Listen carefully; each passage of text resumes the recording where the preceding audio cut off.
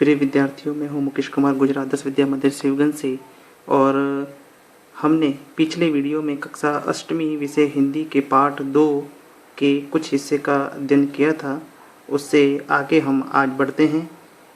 पिछले वीडियो के अंदर हमने यह पढ़ा था कि जो लेखक है वह बदलू के गांव काफ़ी लंबे समय के बाद में जाता है और उस समय वह लगभग 8 से 10 वर्ष का हो जाता है।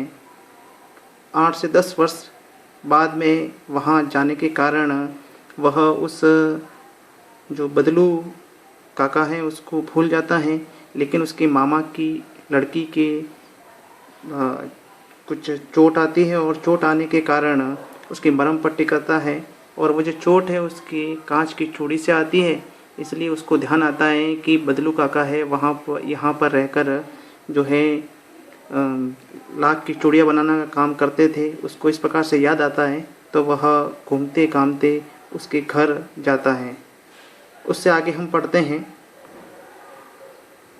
लेखक का वहाँ पहुँचने के बाद में कहता है, नमस्ते बदलू काका।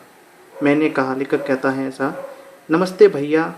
उसने मेरी नमस्ते का उत्तर दिया और उठकर खाट पर बैठ गया। खाट यानी चारपाई होती है, उसके ऊपर बैठ गया। परंतु उसने मुझे पहचाना नहीं और कुछ देर तक मेरी ओर निहारता रहा, यानी लगातार उसको देखता रहा। उस पहचाना नहीं, इसलिए वह बार बार उसको देख रहा था कि यह व्यक्ति कौन है। मैं हूँ जनार्दन काका, आपके पास से गोलियां बनाकर ले जाता था। मैंने अपना परिचय दिया। लेखक कहता है कि मैंने उनको परिचय दिया कि मैंने आपके पास से बहुत सारी जो लाख की जो गोलियां हैं आप मुझे बना कर देते थे और मैं आपके पास से लेकर जाता था। इस प्रकार से अपना परिचय दिया।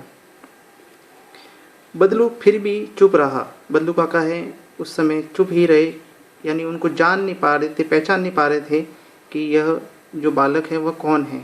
मानो वह अपनी स्मृति पटल पर, यानी जो पुरानी यादें उसको ताज़ा कर रहे हो और अतीत के चित्र उतार रहा हो, यानी जो बदलू काका है वह अतीत बीता हुआ जो समय है उसको याद कर रहे हैं। तब वह एकदम बोल पड़ा, आओ आओ लल्ला बैठो, बहुत दिन बाद गांव आए। हाँ, इधर आना नहीं हो सका काका। इस प्रकार से लेखक कहता है, मैंने चारपाई पर बैठते हुए उत्तर दिया।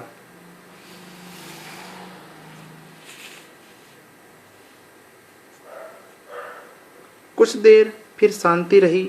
मैंने इधर उधर दृष्टि दौड़ाई, न तो मुझे उसकी मचिया ही नजर आई न ही पट्टी, यानी जो लाख की चूड़ियाँ बनाने की जो पट्टी थे और जिस पर बैठकर, जिस मचिया के ऊपर, जिस चारपाई पर बैठकर वह जो लाख की चूड़ियाँ बनाता था वह उसको नजर नहीं आई।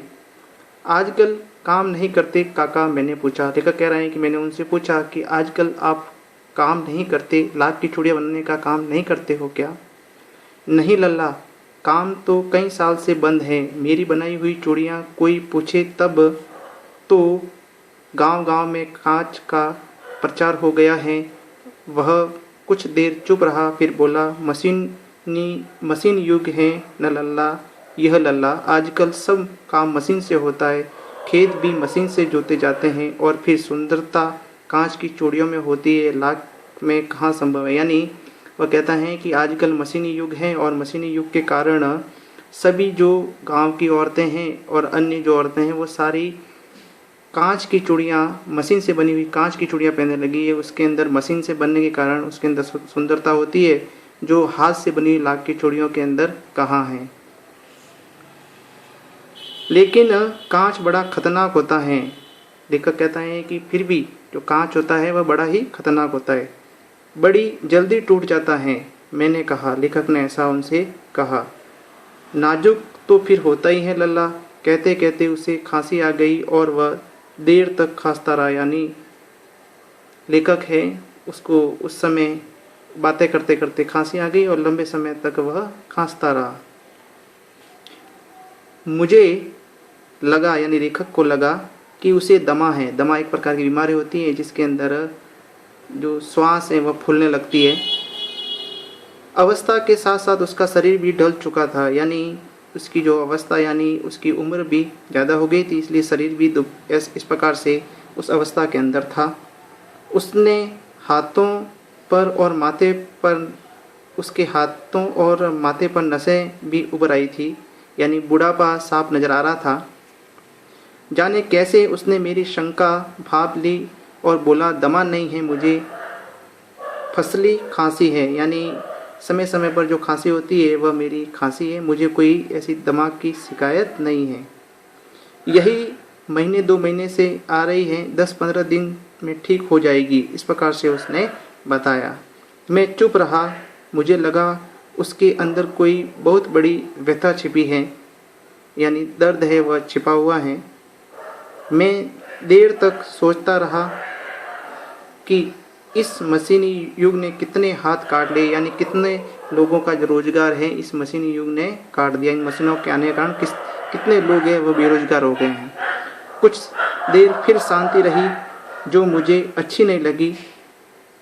लेखक को इस प्रकार से चुप रहना अच्छा नहीं लगता है, इसलिए वह कहता है, आम की फसल अब कैसी है काका? कुछ देर पश्चात मैंने बात का विषय ही बदलते हुए पूछा, यानी उस बात जो ध्यान उस जो काका था, जो बद्दू काका का ध्यान उस व्यथा की और जो व्यथा है वह जो दर्शा रहा था उसको बदलने के लिए, उनके उस दर्द को, उस दुख को, दर्द को दूर करने के लिए मैंने अपनी जो बात का विषय है वह बदल दिया। आज के इस वीडियो में हम इतना ही पढ़ेंगे।